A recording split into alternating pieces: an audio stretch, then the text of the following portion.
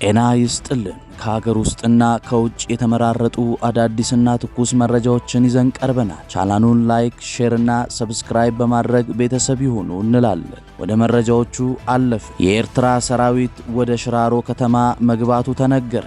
ከስፍራው የተገኘው መረጃ እንደሚያመለክተው የሰራዊቱ አባላት ወደ ከተማዋ የገቡት ከአንድ ቀን በፊት ሲሆን የሰራዊቱ ወደ ከተማዋ መግባት በአካባቢው ያለውን የጸጥታ ሁኔታ ወደ ከፋ ደረጃ ሊያሸጋግረው እንደሚችል ተሰግቷል። እስካሁን ድረስ የኤርትራ ሆነ የኢትዮጵያ መንግስት በጉዳዩ ላይ የሰጡት ይፋዊ መግለጫ ባይኖርም ነገሮቹ ወደ ጦርነት እየቀረቡ ያለበት ሁኔታ አመላካች እንደሆኑ ተጠቁሟል። ይህ በእንዲህ እንዳለ የኤርትራ ሰራዊት በወልቃይት አንድ አደገኛ እንቅስቃሴ እያደረገ መሆኑንም መረጃዎች አመላክተዋል።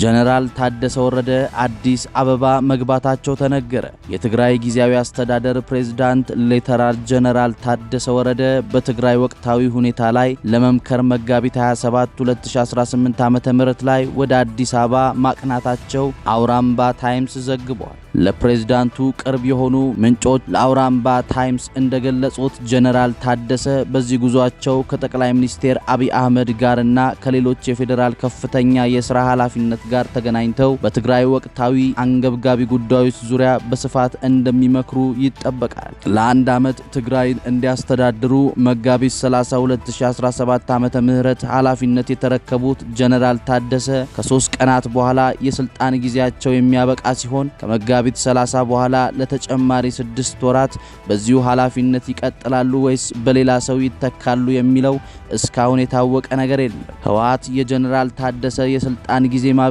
መቃረቡን ምክንያት በማድረግ ተተኪዎችን አስቀድሞ እንደመረጠ መረጃዎች ሲወጡ መሰንበታቸው የሚታወስ ነው። ከ5000 በላይ የሺሻ ማስጨሻ ዕቃዎች እንዲሁም አደገኛ እጾች መወገዳቸው ተነገረ። የቦሌ ክፍለ ከተማ ፖሊስ መምሪያ በክፍለ ከተማው ወረዳ 4 እና ወረዳ 5 በሚገኙ መኖሪያ ቤቶች፣ ፔንሲዮኖችና የሌሊት ጭፈራ ቤቶች ላይ ከመስከረም 2018 ዓ.ም ጀምሮ ተገቢውን ጥናት በማድረግ ባከናወነው ኦፕሬሽን የሰበሰባቸውን 5329 የሺሻ ማስጨሻ ዕቃዎችን በቁጥጥር ስር አውሏል ተብሏል። ፖሊስ በተለይም እነዚህ የህብረተሰብ ሰላም የሚያውኩና ወጣቱን ወደ ሱስ ኋላም ወደ ወንጀል ሊመሩ የሚችሉ አደንዛዥ አነቃቂ እጾችን ከነዋሪው በመጣ ጥቆማ መሰረት ጥናት ሲያደርግ መቆየቱንም አስታውሷል። በተለያዩ ጊዜያትም ባደረጋቸው ተከታታይ ድንገተኛ ፍተሻዎች የሰበሰባቸውን የሺሻ ማስጨሻ ዕቃዎች፣ አደንዛዥ አነቃቂ እጾች የአካባቢ ነዋሪዎችን፣ የሃይማኖት አባቶችና የጸጥታ ባለድርሻዎች አካላት በተገኙበት ሊያስወግድ ችሏል። የሲኦል በሮች የሚከፈቱት ለእናንተ ነው ስትል ኢራን ጠንካራ የመልስ ምት ሰጠች። በቴሄራን ላይ በደረሰ ጥቃት ከፍተኛ ወታደራዊ መሪዎች ተገድለዋል ተብሏል። የአሜሪካና የእስራኤል ጥምር ጦር በኢራን መዲና ቴሄራን ላይ በሰነዘሩት መጠነ ሰፊ የአየር ጥቃት በርካታ የሀገሪቱ ከፍተኛ ወታደራዊ መሪዎች መገደላቸው ተሰምቷል። የፕሬዝዳንት ዶናልድ ትራምፕ የቅርብ ደጋፊ እንደሆነ የሚነገረው ፎክስ ኒው እንደዘገበው በዚህ ጥቃት የሟቾቹ ቁጥር ከ40 እስከ 50 ሊደርስ እንደሚችል ተገምቷል። ይህ ጥቃት የተፈጸመው ፕሬዝዳንት ትራምፕ ለኢራን የሰጡት የ48 ሰዓታት ማስጠንቀቂያ ሊጠናቀቅ ጥቂት ሰዓታት ሲቀሩት መሆኑ የሁኔታውን አሳሳቢነት አግዝፎታል። ኢራን በትራምፕ የተሰጣትን የ48 ሰዓታት ቀነ ገደብና የማስጠንቀቂያ ሙሉ በሙሉ ውድቅ ማድረጓን አስታውቃለች። የኢራን ጦር ማዕከላዊ እዝ አዛዥ ጀነራል አሊ አብዱላሂ አልአባዲ የተሰጠውን ማስጠንቀቂያ ለሰላም ምንም እገዛ የሌለው ሲሉ ተችተውታል። ጀነራሉ አክለውም ድርጊቱ በስሜት የተወሰነና ሚዛናዊ ያልሆነ የእብደት ተግባር ሲሉ የገለጹት ሲሆን ከመልእክቱ ዋና ትርጉም እንደተረዳነው የሲኦል በሮች የሚከፈቱት ለእናንተ ነው፣ ለአሜሪካና ለእስራኤል ነው በማለት ጠንከር ያለ የአጸፋ ማስጠንቀቂያ ሰጥተዋል። ፕሬዝዳንት ዶናልድ ትራምፕም ኢራንን በዓለም አቀፍ የነዳጅ ንግድ መስመር ላይ ወሳኝ የሆነውን የሆርሙዝ ሰርጥን እንድትከፍት ለሁለተኛ ጊዜ የ48 ሰዓታት ማስጠንቀቂያ መስጠታቸው ይታወቃል። ኢራን ለዚህ ጥቃት በሰጠችው የኃይል ምላሽ ሳቢያ ቀጠናው አሁን ካለበት ወደ ከፋ ጦርነት ሊያመራ እንደሚችል ተሰግቷል። የተባበሩት አረብ ኤሚሬትስ በሆርሙዝ ወሽመጥ የአሜሪካ መራሹን የጸጥታ ዘመቻ ለመቀላቀል ዝግጁ መሆኗን ገለጸች። የተባበሩት አረብ ኤሚሬትስ ፕሬዝዳንት አማካሪ ዶክተር አንዋር ጋርጋሽ ሀገራቸው ሆርሙዝ ወሽመጥን ያለውን የባህር ላይ የንግድ መስመር ደህንነት ለማስጠበቅ በአሜሪካ ለሚመራው ጥምር ድጋፍ ለመስጠትና ስምሪቱን ለመቀላቀል ዝግጁ መሆኗን አስታውቀዋል። እንደ አልጀዚራ ዘገባ ከሆነ ይህ ውሳኔ የተወሰደው በቀጠናው ያለውን የመርከብ ጉዞ ሰላማዊ እንቅስቃሴ ለማረጋገጥ የጸጥታ ስጋቶችን በጋራ ለመከላከል ካለው ቁርጠኝነት በመነሳት ነው። የእስራኤል ጠቅላይ ሚኒስትር ቤንጃሚን ኔታንያሁ ለፕሬዝዳንት ዶናልድ ትራምፕ የእንኳን ደስ አሎት መልእክት አስተላልፈዋል። ኔታንያሁም በመልእክታቸው ያስተላለፉት ለሁለት ቀናት በከፍተኛ ፍለጋ ላይ የነበረውን አሜሪካዊ የኤፍ-15ኢ የጦር አውሮፕላን የጦር መሳሪያ መኮንን በመገኘቱና ከኢራን ለማውጣት በመቻሉ ነው። ፕሬዝዳንት ትራምፕ አንድን አሜሪካዊ ፓይለት ለማስለቀቅ ባደረጉት ስኬታማ የሥራ ክንውን ማንኛውም ዜጋ በየትኛውም ሁኔታ ቢሆን ወደ ኋላ እንደማይተው በተግባር አረጋግጠዋል። ይህም ለደፋር አመራር ለነጻነት የተገኘ ትልቅ ድል ተደርጎ ተወስዷል። ኢራን በኩዌትና በባህሬን የኃይል መሰረተ ልማቶች ላይ ብርቱ ጥቃት መፈጸሟን የየሀገሪቱ ባለስልጣናት አስታውቀዋል። ኢራን በኩዌት ላይ በፈጸመችው ጥቃት በአንድ የነዳጅ ማጣሪያ መሰረተ ልማት ላይ የኩዌት የፔትሮል ኮርፖሬሽን ገልጿል። መንግስታዊ የነዳጅ ኮርፖሬሽን እንዳለው ኢራን ሰው አልባ አውሮፕላኖችን በመጠቀም በኩዌት የኃይል መሰረተ ልማት ላይ አሰቃቂ ጥቃት ፈጽማለች። ኮርፖሬሽኑ አክሎም ጥቃቱ በእነዚህ ተቋማት ላይ ከፍተኛ ቃጠሎ አድርሷል፣ ከፍተኛ ቁሳቁሳዊ ጉዳትም አድርሷል ነው ያለው። በተመሳሳይ ዜና ኢራን በባህሬን ሁለት የኃይል መሰረተ ልማቶች ላይ ጥቃትን ሰንዝራለች። በጥቃቱ በሁለት የነዳጅ ማጣሪያ መሰረተ ልማቶች ከፍተኛ ቃጠሎ ተፈጥሮ የነበረ ሲሆን በእሳት አደጋ ሰራተኞች እሳቱ በቁጥጥር ስር መዋሉን ለማወቅ ተችሏል። በሰው ሕይወት ላይ የደረሰ ጉዳት እንደሌለ ግን ባህሬን አስታውቃል።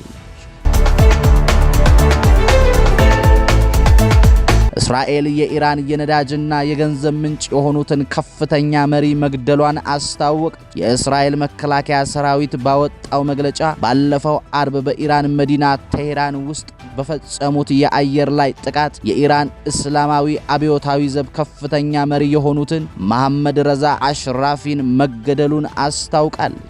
አሽራፊ በኢራን የነዳጅ ዋና መስሪያ ቤት የንግድ ጉዳይ ኃላፊ የነበሩ ሲሆን በየዓመቱ በቢሊዮን የሚቆጠሩ ዶላሮችን የሚያንቀሳቅሰውን የነዳጅ ንግድ በበላይነት የሚመሩ ቁልፍ ሰው ነበሩ ተብሏል። እንደ እስራኤል መከላከያ ሰራዊት ገለጻ አሽራፊ የሚያስተዳድሩት የነዳጅ ንግድ ገቢ የኢራንን ወታደራዊ አቅም ለመገንባትና በመካከለኛው ምስራቅ የሚንቀሳቀሱትን እንደ ሂዝቦላ፣ ሐማስና ሁቲ ያሉትን ታጣቂ ቡድኖች በገንዘብ ለመርዳት የሚውል ነበር።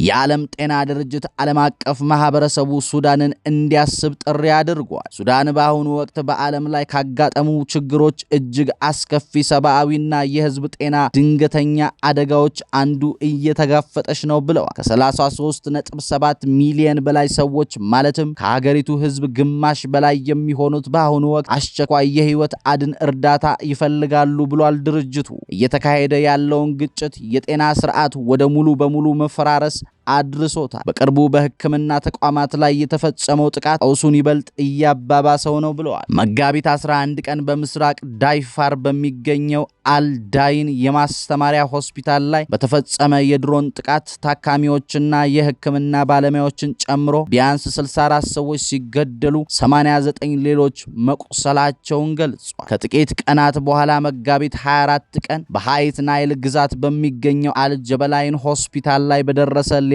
የድሮን ጥቃት የሆስፒታሉ ዳይሬክተርን ጨምሮ 10 የሕክምናና የአስተዳደር ሰራተኞች ቀዶ ጥገና በማካሄድ ላይ እያሉ ተገድለዋል። 22 ሰዎችም ቆስለዋል ተብሏል። በዚሁ ቀን በአልዳይን የሚገኝ የቤተሰብ ሆስፒታል የተዘረፈ ሲሆን ታካሚዎችና የጤና ባለሙያዎች ጥቃት ደርሶባቸው ከሆስፒታሉ እንዲወጡ ተደርጓል። ይህም ተቋሙ ስራውን እንዲያቆም እንዳስገደደው አስታውቀዋል። መጋቢት 16 ቀን በብሉ ናይል ግዛት በአልኩርሙክ ከተማ የሚገኝ ሆስፒታል ተዘርፏል። የሕክምና ቁሳቁሶች ወድመዋል። ሰራተኞችና ታካሚዎች ከግቢው በኃይል እንዲወጡ ተደርገዋል። በዚህም አንድ ሰራተኛ በጠና መቁሰሉ ተገልጿል። እነዚህ ክስተቶች ዓለም አቀፋዊ ትብብር እንዲሁም ቁርጠኛ የፖለቲካና የሰብአዊ እርምጃ በአስቸኳይ እንደሚያስፈልጋቸው የሚያሳይ ግልጽ ማሳሰቢያ ናቸው ያለው ድርጅቱ ሱዳን ይህንን ቀውስ ለብቻዋ ልትወጣው አትችልም ሲሉ አሳስበዋል።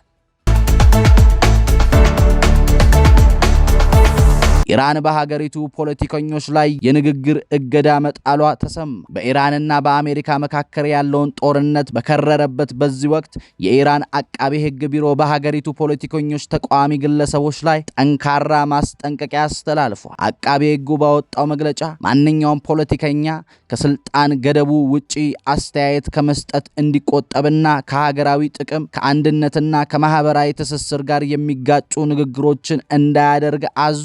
ይህ እርምጃም የተወሰደው በቅርቡ አንዳንድ የፖለቲካ ሰዎች በሀገር ውስጥ ፖሊሲና በዋና ዋና ብሔራዊ ጉዳዮች ላይ የሰነዘሩትን አስተያየት ተከትሎ እንደሆነ ተገልጿል። መግለጫው አክሎም ሀገሪቱ አሁን ባለችበት እጅግ ስስና አስቸጋሪ ሁኔታ ውስጥ ሁሉም ታዋቂ ግለሰብ ለብሔራዊ ደህንነት ቅድሚያ እንዲሰጡና አንድነትን ለመጠበቅ እንዲረዱ ጥሪ አቅርበዋል። ከጦርነቱ ጋር በተያያዘ የሚሰጠው ማናቸውም አስተያየት የሀገሪቱን መረጋጋት የሚጎዱ ሆኖ ከተገኙ ሕጋዊ እርምጃ እንደሚወስዱ የጠቆመ ሲሆን ይህም በጦርነቱ ወቅት በሀገር ውስጥ የሚነሱ ተቃዋሚዎች ወይም የተለያዩ ድምጾችን ለመቆጣጠር የታለመ መሆኑ ተነግሯል። ካሳ ካልተከፈለ የነዳጅ መስመሩ ዝግ ነው ስትል ኢራን አስታወቀች። የኢራን ፕሬዝዳንት ጽሕፈት ቤት በስትራቴጂካዊ ጠቀሜታው የሚታወቀው የሆርሙዝ የባህር ወሽመጥ ዝግ ሆኖ እንደሚቆይ አስታውቋል። እንደ ጽሕፈት ቤቱ መግለጫ ከሆነ ወሽመጡ ክፍት የሚሆነው ከባህር ትራንዚት የሚገኘው ገቢ በኢራን ላይ በደረሰው የጦርነት ውድመት ምክንያት ለደረሰው ኪሳራ ማካካሻ መሆን ሲችል ብቻ ነው። ይህ ውሳኔ በዓለም አቀፍ የነዳጅና የንግድ ፍሰት ላይ ከፍተኛ ተጽዕኖ ሊያሳድር እንደሚችል ተሰግቷል። ይህ ጥብቅ መግለጫ የወጣው ባለፈው ሳምንት መጨረሻ በኢራን ኦማን ምክትል የውጭ ጉዳይ ሚኒስቴሮች እንዲሁም በባለሙያዎች መካከል የተደረጉ ዲፕሎማሲያዊ ጥረቶችን ተከትሎ ነው። ባለስልጣናቱ በኢራን ላይ እየተካሄደ ባለው የአሜሪካ የእስራኤል ጦርነት መካከል እጅግ አስፈላጊ በሆነው በዚህ የባህር መስመር ላይ ደህንነቱ የተጠበቀ የንግድ መርከቦች እንቅስቃሴ እንደገና ለማስጀመር በሚቻልበት አማራጮች ላይ ተወያይተዋል። ተመልካቾቻችን መረጃዎቻችንን የሰማችኋቸውን ይመስሉ ነበር። ቻናላችንን ስለመረጣችሁ እናመሰግናል። ሰናይ ጊዜን ተመኘ።